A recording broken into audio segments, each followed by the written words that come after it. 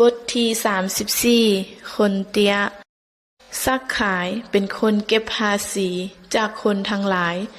คนทั้งหลายต้องเสียค่าภาษีให้แก่ซักขาย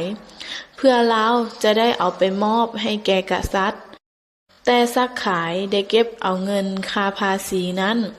หลายกว่ากษัตริย์ได้กำหนดให้เก็บเพื่อนบ้านทุกคนบ่มักซักขายเพราะเราเป็นคนซ้อโกงมื้อหนึ่งพระเยซูได้ผ่านไปที่บ้านนั้นชาวบ้านทุกคนได้มาหาพระองค์เพื่ออยากเห็นพระองค์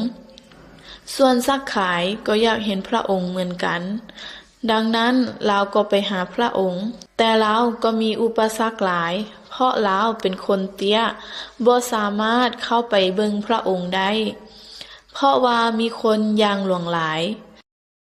แล้วมีความคิดเกิดขึ้นเมื่อแล้วได้เหลียวเห็นต้นไม้ต้นหนึ่งที่สูงซึ่งสามารถเบิ่งเห็นพระองค์ได้แล้วจึงแล่นไปก่อนทุกคนแล้วก็ปีนขึ้นต้นไม้นั้นเดี๋ยวนี้เราเห็นพระเยซูอย่างคักแน่และเห็นคนอย่างหลวงหลายกำลังตามพระองค์มา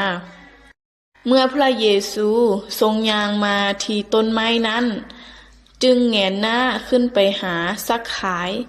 แล้วทรงกล่าวว่าซักขายจงลงมาเถิด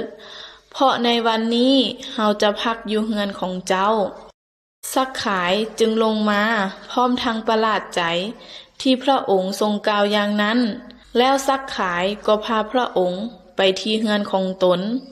เมื่อพระองค์และซักขายไปที่เฮือนลาวจึงเปิดประตูเฮือนของตนออก